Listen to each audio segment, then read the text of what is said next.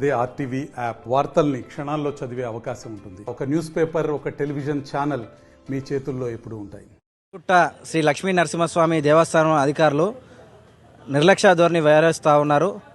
భక్తులు మంచినీటి సౌకర్యం లేక ఇబ్బంది పడుతూ ఉన్నారు. మౌలిక వసతులు మరుగుదొడ్లు లేకుండా ఇబ్బంది పడుతూ ఉంటే కేవలం ఆదాయమే ఇది ఒక దేవాలయం కాకుండా ఆదాయ వ్యవస్థగా మార్చి ఇవాళ ఆదాయం కోసం పాకులాడుతున్నారు తప్ప టెండర్లు ఎక్కడ పడితే అక్కడ రోడ్ల మీద చిన్న వ్యాపారులు వ్యాపారం చేసుకోకుండా టెండర్లు వేస్తున్నారు తప్ప వచ్చిన భక్తులకు ఇబ్బందులు కాకుండా మంచినీటి సౌకర్యాన్ని సరైన మరుగుదొడ్ల సౌకర్యం కల్పించవలసిన బాధ్యతను విస్మరించి వ్యవహరిస్తూ ఉన్నారు.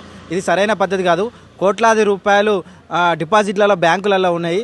ఇవాళ 16 కిలోమీటర్ల పైప్ లైన్ వేసుకుంటే మిషన్ భగీరథ నీళ్లు వచ్చి గుండంలో పడే అవకాశం ఉంది.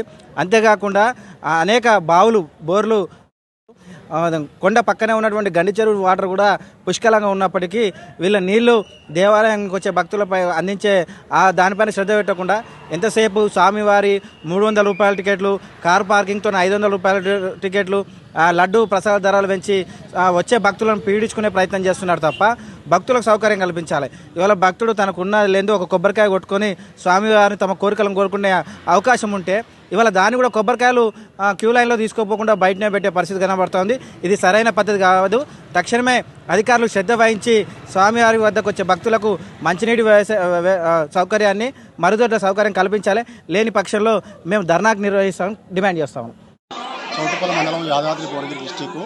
ఇక్కడ యాదగిరి లక్ష్మీనరసింహస్వామి దర్శించుకోవడానికి వచ్చినాము. అంతా ప్లేస్ అంతా బాగానే ఉంది. కానీ మరి ఆ ప్రసాదం నింపుకున్న తర్వాత మరి బయటకు వెళ్ళి చేతులు కడుక్కోవడానికి కానీ తాగడానికి కానీ నీళ్ళు ఎక్కడ చూసినా కానీ బాగా కనిపించలేదు. చాలామంది చిన్నపిల్లలు ఉన్నారు. వారు వాటర్ కొరకు చాలా తీరాడుతున్నారు. అయినా వాటర్ కనిపించలేదు. దయచేసి మరి స్పందించి ఈ దేవాలయ కమిటీ స్పందించి వాటర్ని మరి కల్పించవలసింది కోరుతున్నాను.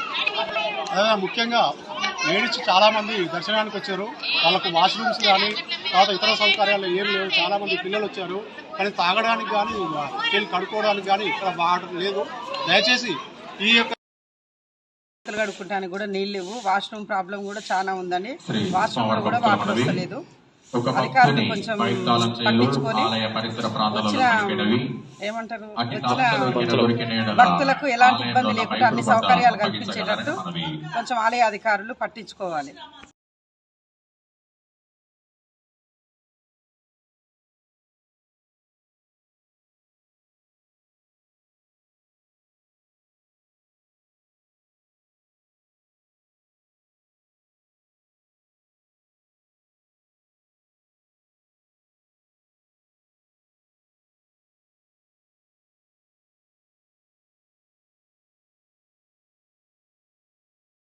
మరిన్ని వీడియోస్ కోసం ఛానల్ ని సబ్స్క్రైబ్ చేయండి. లేటెస్ట్ అప్డేట్స్ కోసం వాట్సాప్ ఛానల్ ని ఫాలో చేయండి.